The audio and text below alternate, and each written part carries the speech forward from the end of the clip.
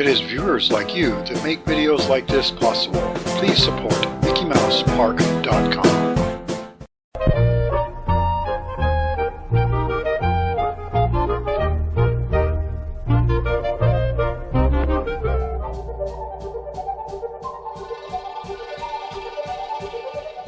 If Disneyland has a soul, it probably resides within the walls of Sleeping Beauty Castle. Even without seeing the castle in person, people everywhere recognize it as an iconic symbol representing not only Disneyland, but the entire Walt Disney Company itself. Walt Disney recalled the European castles of old were often built to intimidate the peasants. He believed a less imposing castle would appear friendlier and more inviting to Disneyland guests. Indeed, the castle only stands 77 feet high, making it half as tall as the Matterhorn. However, its position at the north end of the hub, where it can be seen from Town Square, makes the castle the park's ultimate visual enticement.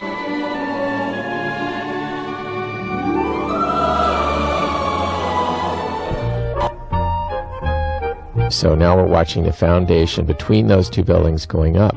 You can watch the castle come out of the ground, and we'll go all the way through to the testing of the drawbridge, and it's quite a remarkable bit of footage. Fiberglass was a material that came into being in the mid-50s, so it was still a miracle. So you don't see as much of it at this point in time. It was something that they used for the white crenellations, the corbels there on those turrets. The white portions are fiberglass. The rest is traditional lath plaster and carved stonework. Those actually look like church windows behind the turrets. Yes, there's a chapel there. And the other interesting thing is it was so derivative of the movie Sleeping Beauty that the castle is sort of heralding yet 4 years away. You know, so it was Sleeping Beauty's castle. They knew they were going to do this movie, but it was 4 years away. But, you know, I think the strength of the Disney brand and their conviction that they were going to get it right, they were willing to go out on a limb and build something that was going to honor a movie that was yet four years away. The whole Gothic look of that chapel is so much a part of what Ivan Durrell put into the motion picture. And in fact, Ivan was hired by Walt to come down and do the show that was inside this castle, which is more or less a preview of the movie. It was open, I think, in 1957, 2 years after the park opened, and for 2 years it operated, giving guests a really neat preview of what the movie was going to be like.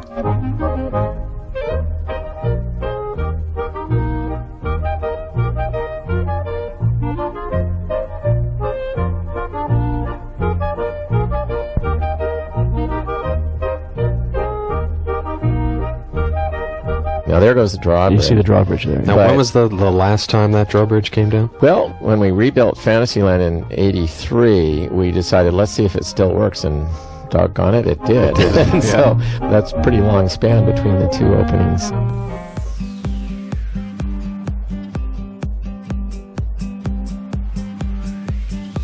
We're at the warehouse where magic's being created, and we're in the development phases of building the castle for our 60th celebration. It's very exciting.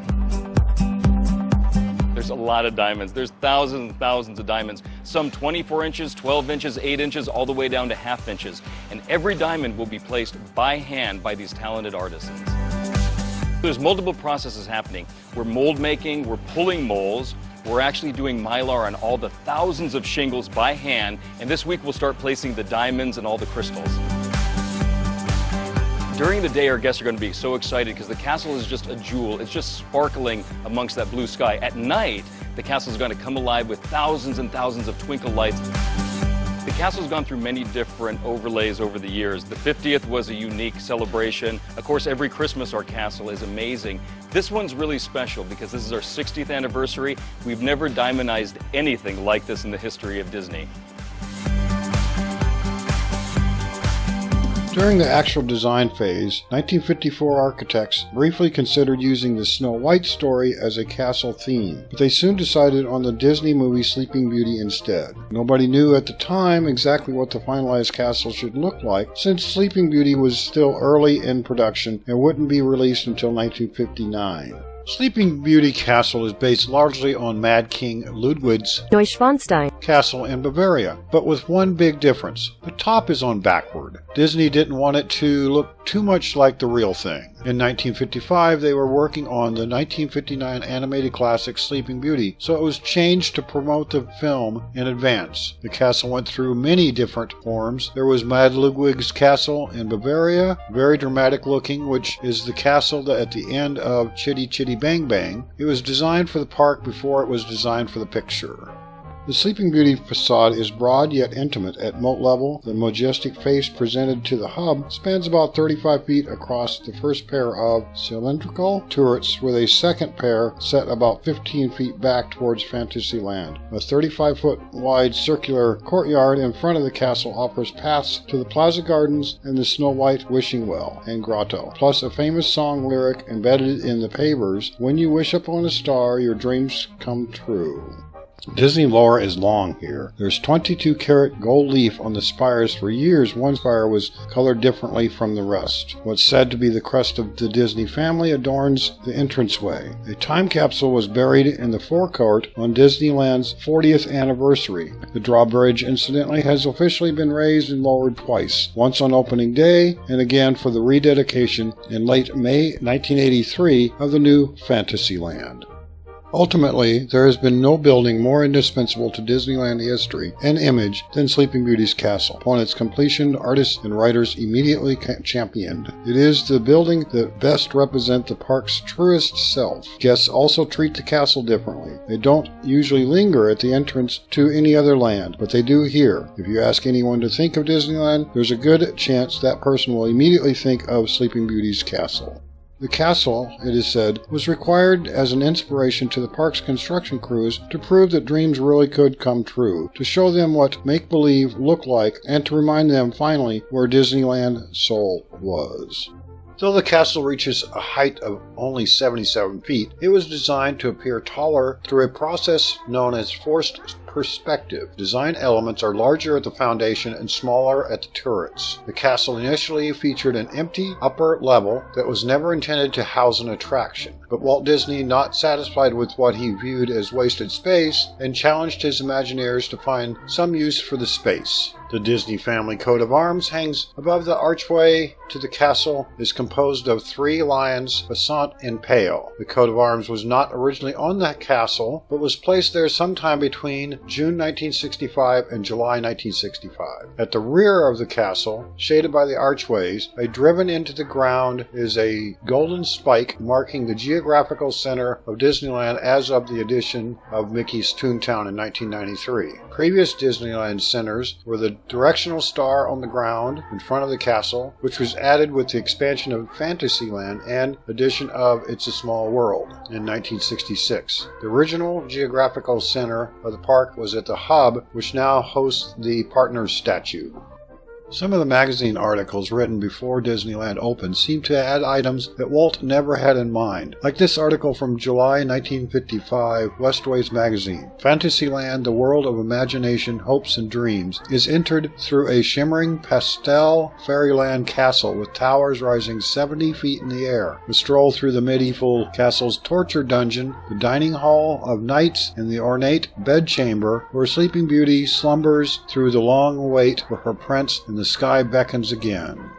Disneyland is home to feral cats. Nobody knows how many. They come out at night after visitors leave. Years ago, more than 100 were discovered living inside Sleeping Beauty Castle. In celebration of Disneyland's 50th anniversary, the castle was repainted and 5 turrets were decorated with stylized crowns, each representing a decade in the park's history. The creation of Disneyland is represented by a pair of famous ears peeking up over the horizon to see the wonders to come.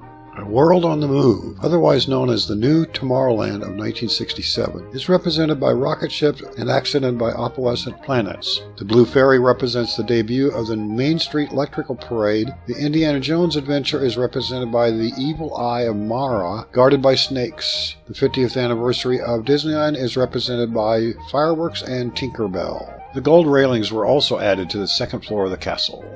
As part of the 60th anniversary, the castle was covered with diamonds and glitter with a large 60th logo in the center. Most of the decoration of the castle was removed shortly after the celebration, although the decorative fall roofs remained until January 2018.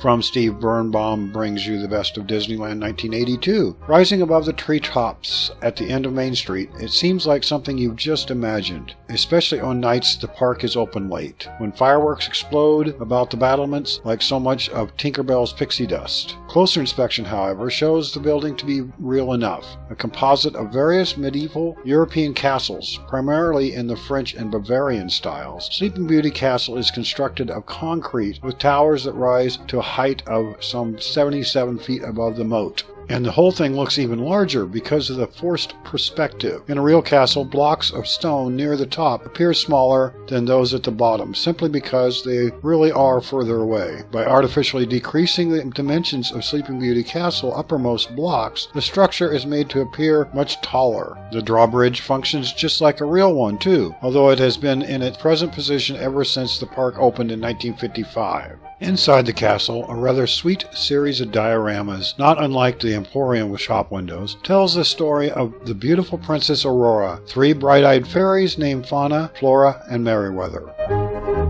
That is a picture of my sister, mother, and I on our very first trip to Disneyland in 1966. This is Fantasyland. The symbol of this enchanted land, indeed of Disneyland itself, is Sleeping Beauty's castle. It's actually a composite of many castles, both real and legendary. In the shadow of these graceful spires, the age of chivalry, of magic and make-believe are reborn. And now let's join the crowd as they cross over the moat and pass through these portals to enter a realm beyond reality.